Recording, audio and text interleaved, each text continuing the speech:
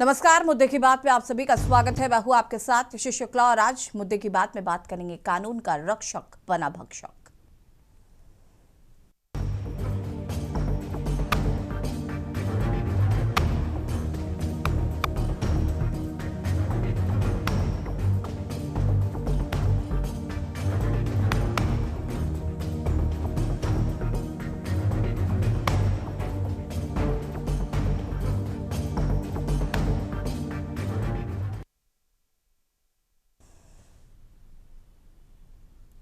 आज की ये खबर सिर्फ एक अपराध नहीं है। आज की ये खबर कानून व्यवस्था और भरोसे पर सीधा सवाल है। कानपुर से जो मामला सामने आया उसने पूरे सिस्टम को कटघरे में खड़ा कर दिया है। एक नाबालिग बच्ची अपहरण और फिर गैंगरेप, और सबसे चौंकाने वाली बात, जिस वर्दी पर सुरक्षा का भरोसा होता है उसी वर्दी पर आज सबसे बड़ा सवाल खड़ा है। जी हाँ, पुलिस जांच में सामने आया कि भीमसेन चौकी के इंचार्ज दरोगा अमित मौर्य इस जघन्य अपराध में आरोपी हैं। आरोप है कि उसने शिवबरन नाम के व्यक्ति के साथ मिलकर अपने ही इलाके में शर्मनाक वारदात को अंजाम दिया। सोचिए, जिस दरोगा के कंधे पर कानून की जिम्मेदारी थी वही दरोगा कानून को कुचलता हुआ नजर आ रहा है। सवाल ये नहीं है कि अपराध हुआ, सवाल ये है कि अगर अपराधी खुद पुलिस वाला हो तो पीड़ित किसके पास जाए। मामले के उजागर होते ही पुलिस विभाग में हड़कंप मच गया। जांच में लापरवाही और संदिग्ध भूमिका सामने आने पर सचिंडी थाना अध्यक्ष विक्रम सिंह को निलंबित कर दिया गया है। आरोपी दरोगा अमित मौर्य को भी सस्पेंड किया गया, लेकिन सवाल यही है कि सस्पेंड होने के बाद भी आरोपी फरार क्यों हैं। चार विशेष टीमें बनाई गई हैं, दबिशें दी जा रही है, लेकिन अब तक गिरफ्तारी क्यों नहीं? क्या ये सिर्फ लापरवाही है या फिर सिस्टम के भीतर कोई संरक्षण? जब आम आदमी अपराध करता है तो पुलिस रातों रात पकड़ लेती, तो फिर जब आरोपी पुलिस वाला हो तो कानून की रफ्तार अचानक धीमी क्यों हो जाती? इस पूरे मामले पर कानपुर के पुलिस आयुक्त रघुवीर लाल का बयान आया है। उन्होंने कहा है कि आरोपी पुलिसकर्मी को जल्द से जल्द गिरफ्तार कर जेल भेजा जाएगा। कानून से कोई भी ऊपर नहीं है। बात सही है, लेकिन अब जनता सिर्फ बयान नहीं, कार्रवाई देखना चाहती है। ये मामला नाबालिग से जुड़ा है, एक बच्ची जिसका बचपन छीन लिया गया, जिसके जहन पर ऐसा जख्म दिया गया जो शायद जिंदगी भर नहीं भर पाएगा। क्या सिर्फ सस्पेंशन से इंसाफ हो जाएगा? क्या सिर्फ बयान से भरोसा लौट आएगा? सवाल है कि क्या पुलिस सिस्टम में अपराधियों के लिए कोई अलग कानून है? आरोपी दरोगा अब तक फरार कैसे? क्या निलंबन काफी है या सीधे गिरफ्तारी होनी चाहिए थी? पीड़िता और उसके परिवार को आखिर न्याय कब मिलेगा? और सबसे बड़ा सवाल, क्या वर्दी अब भरोसे की पहचान रह गई? आज ये मामला कानपुर का है, कल किसी और शहर का हो सकता है। अगर आज सवाल नहीं उठे तो कल किसी और बच्ची के साथ वही होगा।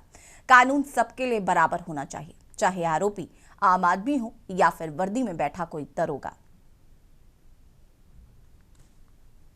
लड़की के बयानों से लगा है कि दो लोगों ने के साथ गलत काम करा है और उसकी वजह से हम लोग उन लड़की का मेडिकल करा दिया है और 100 लड़की के मजिस्ट्रेट के सामने बयान कराए जा रहे हैं और शीघ्र ही जो दोषी है एक को पकड़ लिया गया है और एक जो अभी फरार चल रहे हैं, गायब हैं, उनको भी जल्दी पुलिस अरेस्ट कर देगी। किसी की लापरवाही समझ में आई है इसमें थाना अध्यक्ष जो सचिंडी थे विक्रम सिंह, इन्होंने लापरवाही इस ढंग से है कि इन्होंने चीज़ें सारे तथ्यों को स्पष्ट नहीं करा और ये इन्होंने जो एफआईआर भी करी है, एफआईआर करने में भी लड़की के कथन को लगता है तोड़ मरोड़ करके करा गया है। लापरवाही के लिए थाना अध्यक्ष विक्रम सिंह को भी निलंबित कर दिया गया है।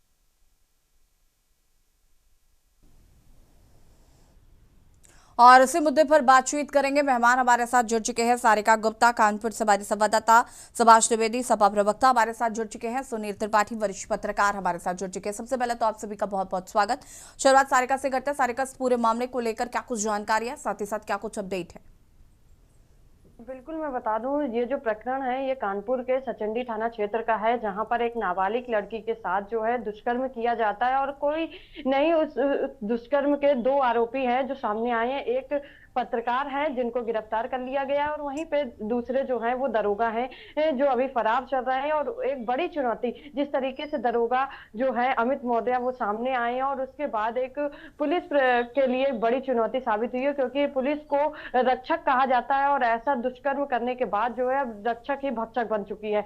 तो ऐसे में जब कानपुर कमिश्नर रघुवीर लाल ने इस पूरे प्रकरण को कल उजागर करा है और उन्होंने साफ तौर पर कहा है कि इस पर जो दोषी है उन पर कार्रवाई करी जा रही है। सबसे पहले तो जो आरोपी पत्रकार था शिवबरन उसको गिरफ्तार कर लिया गया और जेल भेज दिया गया। वहीं दूसरी तरफ जो आरोपी दरोगा फरार चल रहे हैं, उनकी गिरफ्तारी के लिए 4 टीमें बनाई गई हैं, वो बाकायदे उनकी गिरफ्तारी के लिए तैनात कर दी गई हैं और साथ ही उनकी गिरफ्तार के लिए जांच के साथ साथ यहाँ पर जो कमेटी बनाई गई है, जो टीमें बनाई गई हैं, वो गुप्त रूप से उनकी गिरफ्तारी का जो काम है वो कर रही हैं। इतना ही नहीं, जो थाना अध्यक्ष थे विक्रम सिंह, उनको सस्पेंड कर दिया गया और साथ ही जो अमित मौर्य आरोपी हैं, उनको भी सस्पेंड कर दिया गया है। इस पूरे प्रकरण पर जब रघुवीर लाल जी से बातचीत करी गई, क्योंकि पुलिस का एक अहम रोल रहा है, बाकायदे जो नाबालिग लड़की है उसने अपने बयान में दोनों आरोपियों का नाम लिया है, उनकी शिनाख्त करी है और उसके बावजूद उसके बयान जो है वो दर्ज करे गए हैं। तो अब कहीं ना कहीं पुलिस के लिए एक बड़ी चुनौती, और ऐसे में रघुवीर लाल जो कमिश्नर है, उनका ये कहना है कि कोई भी हो, फिर चाहे वो रक्षक की जगह भक्षक बन चुका पुलिसकर्मी, उसको भी बख्शा नहीं जाएगा। टीमें जो लगाई गई हैं वो जल्द ही गिरफ्तारी कर आरोपी को जेल भेजने का काम करेंगे और उसके साथ साथ डबल तरीके की कार्रवाई होगी। एक तरफ उनको सस्पेंड कर दिया गया और दूसरी तरफ आरोपी पाए जाने पर जो कानून द्वारा जो भी सजा दी जाएगी उसके तहत उन पर कार्रवाई करी जाएगी। ठीक है सारिका, वापस आएंगे आपके पास। सुभाष द्विवेदी सपा प्रवक्ता हमारे साथ जुड़े हुए हैं। सुभाष जी, कैसे देख रहे हैं पहले तो इस पूरे मामले को लेकर, क्या कुछ कहना है? प्रशासन गंभीर नहीं है और प्रशासन, इसके पहले भी कई कांड हुए हैं। अगर किसी भी पुलिस अधिकारी को आज तक सजा मिली होती तो अमित जो दरोगा जी हैं उनकी इतनी हिम्मत ना बढ़ती। अमित मौर्य जी यहाँ 4 दिन पहले रिलीव किए जा चुके हैं, इनका तबादला बिठूर थाने हो चुका है, लेकिन इन्होंने रिलीविंग कब ली है? बुधवार को। बुधवार को मतलब कल। ये कल सारा दिन रहे हैं अपनी सचेंडी थाने में और सचेंडी थाने में रहे, इनके ऊपर सारी चीजें थी। आप ये देखिए ना कि पुलिस किस तरीके से अपराधियों का सहयोग करती है। इसका उदाहरण आपके दरोगा जी हैं, जिनके सामने घटना होती है, घटना में ये खुद संलिप्त पाए जाते हैं, इनकी गाड़ी भी इनकी उसमें यूज होती है। जब ये अभी 4 दिन से रिलीव नहीं हुए थे, इन्होंने रिलीविंग नहीं ली थी, तो ये इतनी जल्दी कल की डेट में इन्होंने रिलीव भी हो गए और बिठूर थाने में इन्होंने ज्वाइनिंग कर ली। तब तक पुलिस प्रशासन सो रहा था, क्या कर रहा था? और सबसे बड़ी चीज ऐसी जी एक और कहेंगे, ये पुलिस प्रशासन इस घटना को सोमवार को ये घटना घटित हुई है, आज ये नहीं कि कल घटना घटित हुई है। और कल जब समाजवादी पार्टी ने इसको हमारे माननीय राष्ट्रीय अध्यक्ष अखिलेश यादव जी ने ट्वीट के माध्यम से और बाकायदे उस माध्यम से इसको जब उठाया, तब पुलिस सक्रिय हुई है, तब इसमें सारी चीजें कार्रवाई इसमें चालू हुई है। इसके पहले आपको एक आईआईटी का प्रकरण याद होगा, उसमें भी आपके एसीपी थे, उनके ऊपर कौन सी कार्रवाई हुई? पुलिस प्रशासन जानता है कि हम कुछ भी करेंगे। इसके पहले एक चौकी इंचार्ज, सारिका जी आपको भी याद होगा, गुड़देव में एक लड़की कॉलर पकड़ के खींच के ले गई थी, उस पुलिस वाले भी कोई कार्रवाई नहीं हुई। ऐसे अनेक घटनाएं। एक चकेरी थाने का मामला है, विवेचना में चौकी इंचार्ज लड़की को लेकर विवेचना के लिए गए थे और उस लड़की ने आरोप उन चौकी इंचार्ज पे लगाया था जो उसके विवेचक थे कि इन्होंने रास्ते में मेरे साथ छेड़छाड़ की। ये पहली घटना नहीं है। जब रक्षक ही भक्षक बन जाती है तो उसमें आम पब्लिक क्या करे? आम पब्लिक क्या सोचती है कि पुलिस हमारी सुरक्षा के लिए है, लेकिन इसमें ऐसे पुलिस वाले भी हैं, सभी को नहीं कह सकते हैं, लेकिन अधिकतर ऐसे पुलिस वाले हैं जो इन कामों को, उनको मोटिवेशन मिलता है कि मैं तो पुलिस में हूं, मुझे ही एफआईआर लिखनी, मुझे ही विवेचना करनी, सब कुछ मुझे ही करना है, तो मुझे कौन दंडित करेगा? और उनको मालूम है कानून से कैसे बचा जा सकता है। एक प्रकरण आपको और याद होगा, काकादेव थाने का था, उसमें लड़की ने, कोचिंग की लड़की ने आरोप लगाया था। आज आप बताइए, उन इतने जिनके ऊपर आरोप लगे, किसी के ऊपर क्या आज तक बुलडोजर चला या कोई ऐसी कार्रवाई हो जिसने नजीर पेश की हुई हो, जिससे इन लोगों की सोच पे, इनकी घृणित मानसिकता पे, इनके ऊपर कोई रोक लगे? पुलिस हर चीज में शामिल है आज की डेट में, चाहे वो लूट हो, चाहे वो डकैती हो, चाहे वो रेप हो। पुलिस कहते नहीं है कि उसको एक तरीके से घमंड है कि हमारे अधिकारी ही तो हैं, उन्हीं को तो चार्जशीट लगानी, हमारे सहयोगी तो हैं जिनको हमारी विवेचना करनी, मैं तो बच ही जाऊंगा। कई प्रकरण है, एक प्रकरण नहीं है। आप लाइन से आएंगे, कानपुर में ही, प्रदेश की तो बात ही छोड़ दीजिए, कानपुर में इतने प्रकरण हैं कि गिनाते गिनाते आप थक जाएंगे उस पर। लेकिन सबसे बड़ी बात यह है कि कोई घटना होती है, उस घटना पे चलिए एफआईआर होती है। अभी आप देखिए, हम आप सब चर्चा कर रहे हैं, इस पे कितनी कार्रवाई होती है। सस्पेंड होगा, कुछ दिन बाद बहाल हो जाएगा, ज्वाइनिंग पा जाएगा और सारी चीजें समाप्त हो जाएंगी। ठीक है, सुनील त्रिपाठी ये जी तो चीज है। वरिष्ठ पत्रकार हमारे साथ जुड़े हुए हैं। सुनील जी, कैसे देख रहे हैं इस पूरे प्रकरण को? एक तरफ जहां पर कानून व्यवस्था को बेहतर बनाने के लिए योगी जी दिन रात एक कर रहे हैं और कहा जा रहा है कि बहुत हद तक कानून व्यवस्था जो है वो काफी बेहतर हो गई है। सवाल यह है कि जब रक्षक ही भक्षक बन जाएगा तो आम जनता किसके पास जाएगी? और अगर हम बहुत प्रैक्टिकली बात करें तो जनता वैसे भी पुलिस पर विश्वास करती नहीं है, और जब ऐसे प्रकरण आ जाते हैं तो उसके बाद विश्वास और खत्म हो जाता है। देखिए एसी जी, ये घटना बहुत ही दुखद घटना है, और जैसा कि आपके रिपोर्टर बता रहे हैं कि वहां पत्रकार भी उसमें कोई था। अगर मीडिया कर्मी और पुलिस इस तरह से दुष्कर्म में लिप्त हो जाएंगे तो फिर बहन बेटियों की आबरू बचाने वाला कौन बचेगा? मैं तो आपके चैनल के माध्यम से मांग कर रहा हूं योगी आदित्यनाथ से कि इन दोनों पर सख्त से सख्त कार्रवाई की जाए, क्योंकि जनता इनके ऊपर विश्वास करती है, पुलिस वालों के ऊपर और मीडिया कर्मियों के ऊपर, और दोनों ऐसे गलत कार्य में लिप्त हैं वहां, तो सख्ती से कार्रवाई होनी चाहिए। देखिए इसी जी, चंद पुलिसकर्मी, मैं तो क्राइम की रिपोर्टिंग किया हूं, चंद पुलिसकर्मी पूरे विभाग की खाकी पे दाग लगाते हमेशा रहे। तो ये नई बात नहीं है कि समाजवादी पार्टी सरकार में नहीं रहे, बसपा में नहीं रहे। बसपा में आपको याद होगा निघासन कांड, कितना बड़ा कांड हुआ था, वो भी किसी बेटी थी, लेकिन मायावती जी ने सबको जेल भेजा, सख्ती संदेश दिया कि हमारा शासन सख्त है, अन्याय किसी साथ नहीं होगा। तो ऐसे पुलिसकर्मी जो होते हैं वो मानसिक विक्षिप्त होते हैं, जो इस तरह की घटनाओं को घटित करते हैं। आपने देखा होगा सोशल मीडिया पे इस समय इतने नसीब बिहारी पुलिसकर्मियों के वीडियो वायरल हो रहे हैं। एक दरोगा यहां तक कि आत्महत्या कर रहा है। तो जो इस तरह के घृणित कार्य थानों में हो रहे हैं, उस पर सरकार को भी ध्यान देना चाहिए और वहां के प्रशासनिक अधिकारियों को ध्यान देना चाहिए कि ऐसे जो पुलिसकर्मी हैं, चरित्रहीन हैं या अपराधियों को संरक्षण दे रहे हैं, उनकी पहचान होनी चाहिए और उनके खिलाफ सख्त कार्रवाई, यहां तक कि बर्खास्त होना चाहिए। आपने देखा एक सिपाही बर्खास्त हुआ, आलोक सिंह, बर्खास्त के बाद देखा उसकी हैसियत कितनी निकली, क्या कर रहा था। समस्याएं बहुत सरकार के भी सामने है और हमारे आप के भी सामने है कि अगर हम बर्खास्त कर देते हैं इनको तो ये लोग क्या काम करते हैं।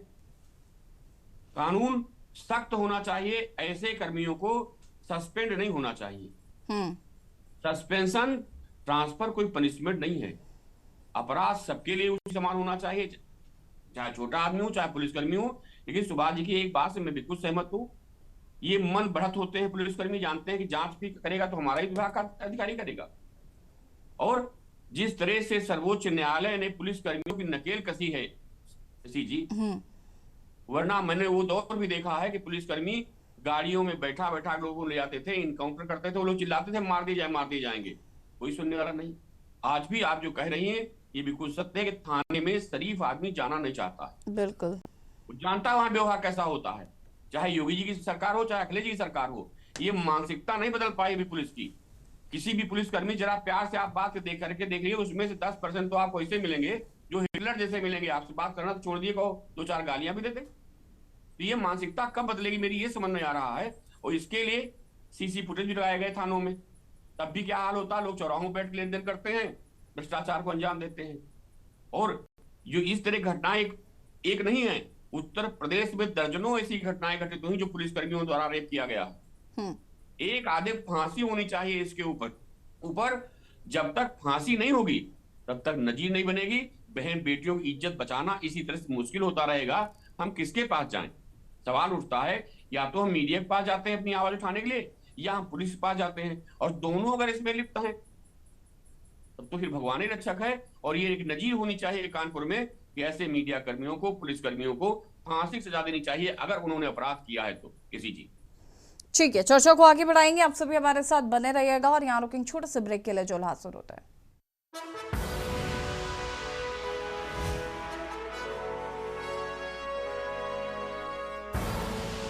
आप देख रहे हैं के न्यूज, खबरों का सारथी।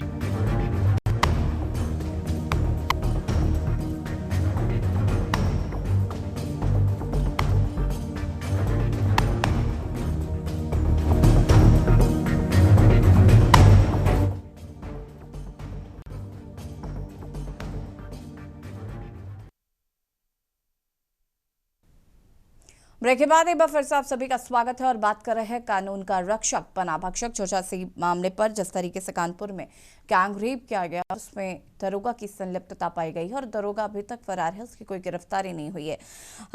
सारिका का रुख कर लेते हैं। सारिका, अपने पीड़ित परिवार से क्या बातचीत हुई है आपकी?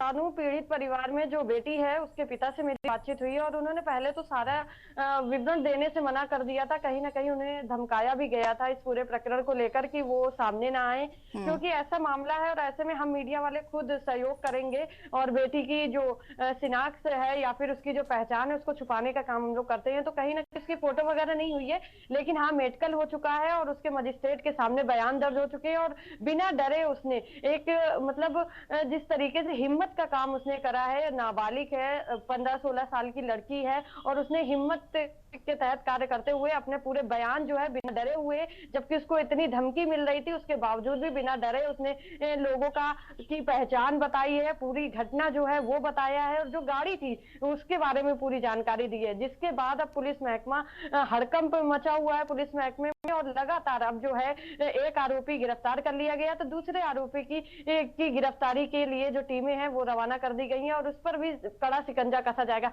वहीं अगर बातचीत करी जाए कानपुर कमिश्नरेट के कमिश्नर की तो उन्होंने साफ तौर पर ये बात कह दी है कि मेरे आने से पहले यहाँ पर जो होता था उससे उनका कोई मतलब नहीं है, लेकिन उनके आने के बाद अगर कोई भी पुलिसकर्मी या फिर कोई पत्रकार या फिर कोई भी आम इंसान इस तरीके का घिनौना कृत्य करता है तो उस पर पुलिस मेहरबान नहीं होगी बल्कि उस पर कड़ी कार्रवाई करी जाएगी। कानून की जो कार्रवाई होती है वो तो करी जाएगी, उसके साथ साथ लोगों में भी जागरूकता फैलाई जाएगी कि लोग डरे नहीं, क्योंकि एक लोगों के मन में एक भय बैठा हुआ है कि पुलिसकर्मी अगर इन्वॉल्व हो जाता है तो पुलिस महकमा पुलिस के साथ होता है, फिर चाहे पुलिसकर्मी कितना भी बड़ा जो है क्राइम क्यों ना कर ले। तो ऐसे में लोगों के अंदर जो भ्रांतियां बैठ चुकी हैं उसको दूर करने के लिए भी पुलिस कमिश्नरेट काम कर रहे हैं और उन्होंने जो कार्रवाई है वो कल करते हुए ये साफ तौर पर कह दिया है कि कोई चाहे रक्षक हो या फिर भक्षक हो, किसी को भी कानपुर कमिश्नरेट में अगर क्राइम करता है तो उसको सजा जरूर मिलेगी, उसको छोड़ा नहीं जाएगा। तो कल उन्होंने ये कार्रवाई कर दी है और लगातार अब वो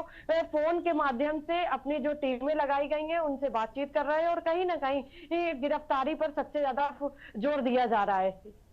ठीक है, संजय कटियार बीजेपी प्रवक्ता हमारे साथ फोन लाइन पर जुड़ चुके हैं। संजय जी, बहुत बहुत स्वागत है आपका और सबसे पहले तो क्या कुछ कहना चाहते हैं इस पूरे मामले को लेकर?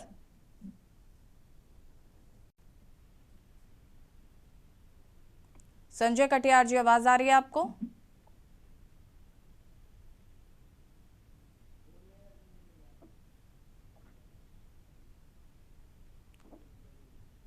संजय कटियार जी तक शायद आवाज नहीं पहुंच पा रही, उन्हें फिर से संपर्क करने की कोशिश करते हैं। सुनील जी, देखिए कई सवाल खड़े हो रहे हैं और जो इसमें पत्रकार था उसको तो गिरफ्तार कर लिया गया है, बहुत इजी था वो उसको गिरफ्तार करना।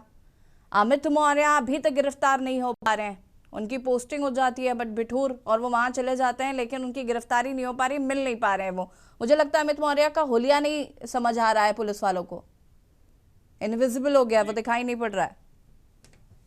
देखिए एसी जी, बिल्कुल आप सही कह रही हैं, पत्रकार गिरफ्तार कर लिया गया, अच्छी बात है, लेकिन वो गिरफ्तार कर लिया गया इजी टारगेट था क्योंकि उसको गिरफ्तार करना बहुत आसान था, इसलिए गिरफ्तार कर लिया। इसलिए क्योंकि मीडिया कर्मी है, मीडिया कर्मियों से पुलिस वैसे चिड़ी रहती है और ऐसे घृणित कार्य अगर लिप्त है तो एक आसान तरीका भी है, इजी टारगेट। मैं यही कह रहा हूँ कि जब पुलिस कर्मियों कोई बात आती है एसी जी तो पुलिस विभाग के आला अफसरों को मैंने देखा है कि एक साथ खड़े होते हैं, बचाने का पूरा प्रयास करते हैं और जब ऊपर का अफसर बचाने का प्रयास करता है तो फिर उसके ऊपर कार्रवाई कौन करेगा। मैं एक घटना बताऊं अलीगंज की, एक इंस्पेक्टर साहब ने आई लव यू लिख दिया एक महिला पुलिसकर्मी के हाथ पे, जो भी मामला उनका रहा, मामला बड़ा चर्चा में रहा, उनको निलंबित कर दिया, फरार घोषित कर दिया और वो अलीगंज के आसपास से ही टहलते रहे, लेकिन गिरफ्तारी नहीं हुई। इसमें भी कहीं न कहीं चूंकि विभाग का मामला है इसलिए अधिकारी उनके ऊपर सही ढंग से हाथ डाल नहीं रहे हैं और अमित मौर्य का ऐसा नहीं कानपुर छोड़ भाग गए होंगे, कहीं कानेपुर में कहीं कहीं बैठे हुए होंगे, लेकिन विभाग में ऐसे अफसरों को संरक्षण देने वाले पुलिस कर्मियों पर भी गाज गिरनी चाहिए, वहां के पुलिस आयुक्त को जांच करानी चाहिए कौन इनको संरक्षण दे रहा है। मतलब बड़ा शर्म और खेद का प्रकरण है कि आपके पास जो न्याय मांगने जा रही है बच्ची, आप उसी साथ घृणित कार्य कर रहे हैं। और ये चंद पुलिस वाले एसी जी अभी चर्चा आई यूट्यूबर पत्रकार, मैं चर्चा नहीं करना चाह रहा था। यूट्यूबर पत्रकारों को कुछ ये हाल है थानों का, गाँव में चले जाइए तो थाना लग रहा है यही चला रहे हैं, पुलिस कर्मियों से लेन देन करना, जिसको चाहना उसको फंसाना, जिसको चाहना उसको छुड़वाना। पूरे ग्रामीण अंचलों में छोटे छोटे इस तरह के तथाकथित पत्रकार हैं, वो पत्रकारों की छवि खराब कर रहे हैं और पुलिस कर्मियों के साथ मिल करके जनता का धन पुलिस को मुहैया करा रहे हैं, घूसखोरी कर रहे हैं। बैठे सरकार बार बार निर्देश दे रही है, फर्जी पत्रकारों की जांच होगी, फर्जी पत्रकारों की कार्रवाई होगी। यहां तक कि केंद्रीय मंत्री ने भी इस बात का ऑर्डर किया था कि जांच होनी चाहिए फर्जी पत्रकारों की, इस तरह जो आईडी ले घूम रहे हैं। लेकिन चूंकि कौन सरदर्द पाले अपने ऊपर, सरकार को योगी आदित्यनाथ जी से मैं मांग करता हूं आपके नेशनल चैनल से कि ऐसे तथाकथित पत्रकारों की जांच होनी चाहिए। कोई दाल बेचने वाला पत्रकार बन गया है, कोई मोची का काम करने वाला पत्रकार बन गया है, सबके लिए डिग्रियां आपने रखी है, चपरासी 4th क्लास की डिग्री रखी है आपने, और पत्रकारों ने कोई डिग्री नहीं है। इसकी जांच होनी चाहिए और ऐसे पत्रकारिता क्षेत्र में जो घृणित कार्य कर रहे हैं किसी जी, उनके ऊपर भी कार्रवाई होनी चाहिए और पुलिस कर्मियों के ऊपर भी सख्ती से कार्रवाई। निलंबन ही पर्याप्त नहीं है, ये बलात्कार का मामला है। अगर पत्रकार गिरफ्तार किया गया तथाकथित पत्रकार को, तो पुलिस कर्मी को भी 24 घंटे में गिरफ्तार करना चाहिए। ये सरकार की नैतिक जिम्मेदारी है। और इस तरह की घटनाओं को अगर हम ध्यान दें, मैं फिर कहना चाह रहा हूं कि बसपा सरकार में निघासन कांड में सीओ साहब को भी जेल जाना पड़ा था। कानून मुझे वही याद आता है, इसलिए मैं मायावती की तारीफ करता हूं कि कानून के मामले में सबसे बढ़िया राज अगर रहा है तो मायावती का रहा है। और उनके कार्यकाल में पुलिस वालों की हवा निकलती थी। आज पुलिस बिल्कुल अनियंत्रित हो गई है। बाबा ने थोड़ा सा छूट क्या दे दिया है योगी जी ने कि आप थानों का हाल जाके देख लीजिए, चौराहों पे हाल देख लीजिए। मुझे तो लग रहा है कि 27 चुनाव में भारतीय जनता पार्टी के लिए पुलिसकर्मी एक चुनौती के रूप में खड़े होंगे। जनता त्रस्त है और अफसर मस्त है। सुभाष जी, अंतिम प्रतिक्रिया आपकी लूंगी मैं इस पूरे मामले में, क्या कहना है?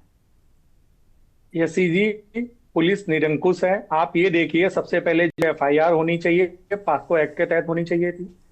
उसका पीड़ित भाई जब पहली बार गया पुलिस थाने में, तो उसको इसलिए भगा दिया गया कि उसने कहा कि उसमें एक पुलिस वर्दी पहने हुए एक कैंडिडेट शामिल था। उसको नहीं मालूम था कौन था कौन नहीं। उसने कहा एक दरोगा जी पुलिस की वर्दी में उसमें बैठे हुए थे। तो सबसे पहले तो उसको भगा दिया गया। फिर जब ज्यादा दबाव पड़ा तो उन्होंने मुकदमा लिखा। लड़की 14 साल की है, मुकदमा पास्को एक्ट में होना चाहिए, तो पास्को एक्ट में मुकदमा नहीं हुआ। इन महोदय का उसमें नाम नहीं लिखा गया। ये 4 दिन पहले रिलीव किए गए थे। इनका जो माइंड मेकअप चल रहा है कि हम गुड वर्क करके कुछ ना कुछ करके इधर उधर करके हम यहीं पे अपनी पोस्टिंग रुकवा लेंगे। बुधवार को ये रिलीव होते हैं, बुधवार को ही बिटकुल में ज्वाइनिंग कर लेते हैं। तब तक पुलिस क्या सो रही थी, क्या कर रही थी? एक कोई ना कोई नजीर हमको पेश करनी होगी। जैसे पुलिस प्रशासन हो गया, ये इस तरीके से जनता से जुड़े विभाग हैं, इन पे अगर कोई आरोप लगते हैं तो उनका भी फास्ट ट्रैक जैसी कोर्टों का गठन होना चाहिए। उसमें त्वरित निर्णय के तहत एक निर्णय लेते हुए, निष्कर्ष निकालते हुए, ये नहीं कि हिला हवाली करते हो, क्योंकि ये मालूम है, इनको बहुत अच्छी तरीके जानते हैं कि विभाग ही मेरी जांच करेगा, इसके अलावा कोई दूसरा विभाग नहीं करेगा। और ये हकीकत है। FIR इसमें लिखी जाएगी, इसमें सारी चीजें होंगी, लेकिन एन केन प्राकेण निष्कर्ष यही निकलेगा, ये कुछ दिन के लिए सस्पेंड रहेंगे, इसके बाद ये बहाल हो जाएंगे और कहीं ना किसी थाने में नौकरी कर रहे होंगे और इसी लड़की को और इसके भाई को, इसके परिवार को डराने धमकाने का काम करेंगे। उसके तहत लास्ट में इसी में FIR लग जाएगी और इनके ऊपर कुछ नहीं होगा। ये सत्यता है, इसको नकारा नहीं जा सकता है। मैं तो ये कहना चाहता हूं कि ऐसे ही आपका बुलडोजर हर जगह चला जाता, आपके पुलिस के यहाँ बुलडोजर कब जाएगा? आप भेजिए ना, क्यों नहीं भेजते हैं? आज एक भी पुलिस वाले के ऊपर क्वेश्चन नहीं उठ रहा। ना जाने कितने त्रिपाठी जी, कभी कभी आप स्वतंत्र पत्रकार हैं, लेकिन आप हमें भाजपा प्रवक्ता लगते हैं। नहीं, कितने गंभीर मुद्दे पे चर्चा हो रही है। आप ये बताइए, कल हमारे राष्ट्रीय अध्यक्ष जी ने इस प्रकरण को उठाया है। में तो निवृत्त बच्ची गया, DGP ऑफिस सामने टांग दी गई। सुनिए, हमारे यहाँ काका जो में जिसने किया था वो जेल में बंद है अभी भी। काकादेव थाने में एसएचओ ने जिसने किया था, मैं तभी कह रहा हूँ आप स्वतंत्र पत्रकार कम, आप भाजपा के प्रवक्ता ज्यादा नजर आते हैं, आप योगी जी के प्रवक्ता ज्यादा नजर आते हैं स्वतंत्र पत्रकार में। ये गंभीर मुद्दा है, इस पे चर्चा होनी चाहिए। चलिए ठीक है सुभाष जी और सुनील जी, देखिए हम उम्मीद करते हैं कि अमित मौर्य की भी जल्दी गिरफ्तारी होगी। जिस नजीर की बात की जा रही है वो शायद योगी सरकार में भी पेश की जाए। आप सभी का बहुत बहुत शुक्रिया चर्चा में शामिल होने के लिए। और बात कर रहे थे कानून का रक्षक बना भक्षक, जिस तरीके से कानपुर का ये प्रकरण सामने आया जिसमें दरोगा की संलिप्तता पाई गई है। हालांकि सवाल ये है कि आखिर अमित मौर्य की गिरफ्तारी अभी तक क्यों नहीं हुई? क्या प्रशासन जो है वो अमित मौर्य को बचाने की कोशिश कर रहा है? खास पेशकश में फिलहाल इतना ही। देखते रहिए के न्यूज़ इंडिया। नमस्कार।